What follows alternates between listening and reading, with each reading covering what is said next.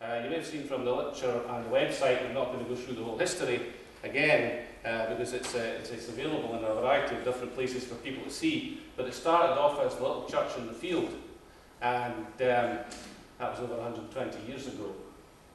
It was actually apparently a field then, and I think we can safely say that things have changed a little bit since then, over the 120 years.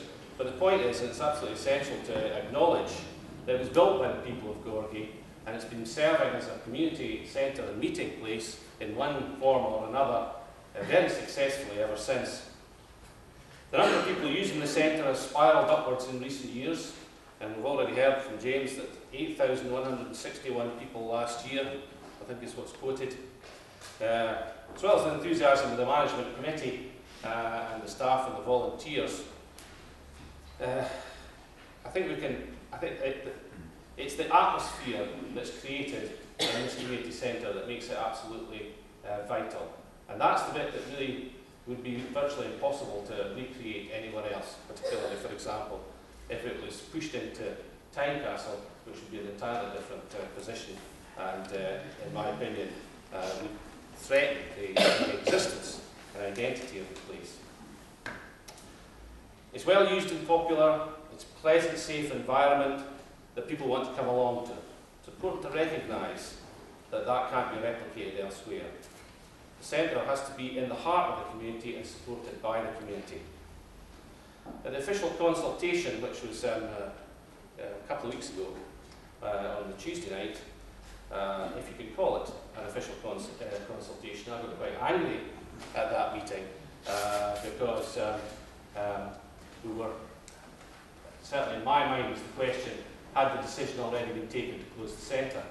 And I wasn't much further forward at the end of the meeting because we were told things like, for example, if we didn't want to close this centre, we would have to come up with what other centre would have been put on the list to replace it, which I think is a really shocking thing for us to be told. And we were assured that 45 community centres across the city had all been looked at fairly by the subcommittee that had been set up to look at these things. And, but also it's the fact that 4 out of the 6 are in this area. I think I'm going to take a bit of convincing, and it was fairly looked at across the entire city.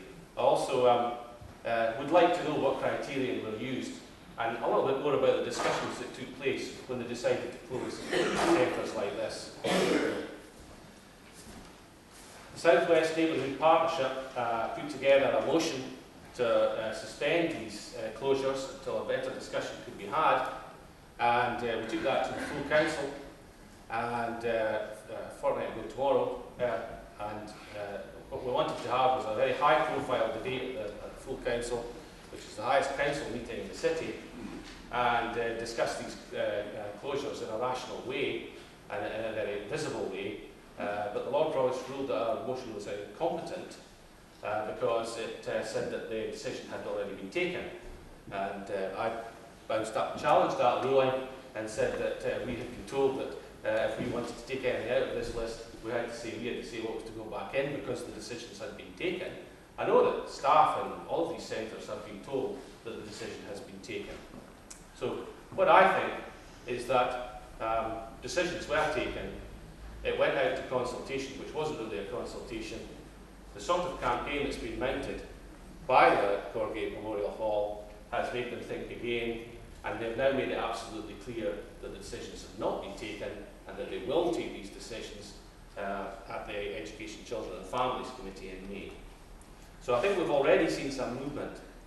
I don't want to speak for too long, but I haven't turned at all to the fact that it's the Gorgie War Memorial Hall. It's a war memorial, and I seem to have deja vu here because I said all this over 2 years ago, the last time they tried to shut this hall, which they did do about 2.5 years ago.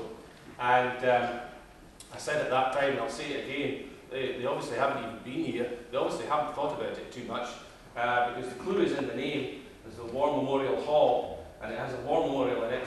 I mean, the number of questions that raises is incredible. I mean, what would be the cost of moving it? What are the rules about moving it?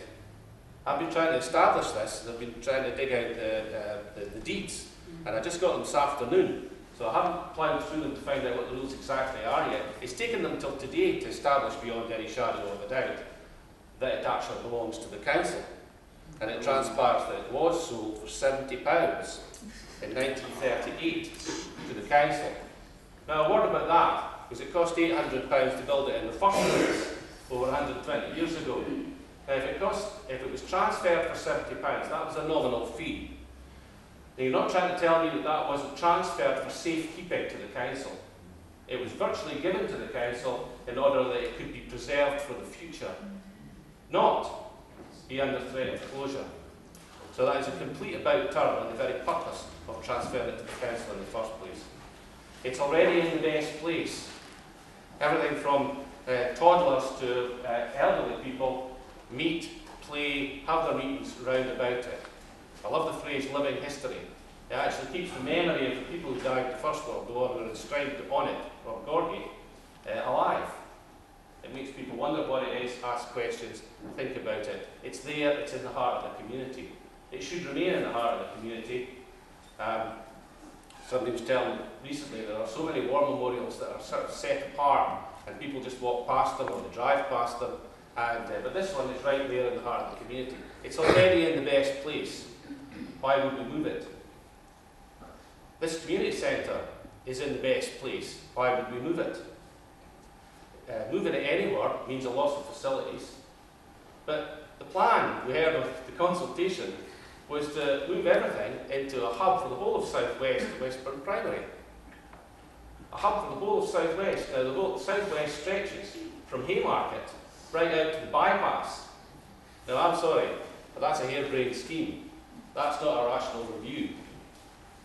That just doesn't add up. Community centres that aren't even in the community. That's without getting started on the pressure that would take place if we were transferred into Tynecastle. There's a whole other argument about that. The fact is the space isn't there in the community section of Tynecastle School. It wasn't designed to take all the community groups of the area, and it can't. There's been an ongoing debate as to whether it could even take the Cloud Street Centre and preserve all of the services that exist there. That's under doubt, and that's one centre. There is no room in Tynecastle School for this community centre. Also, you'd lose the green space. You'd be competing for resources with the kids who are going to the school. So that would not be a good position.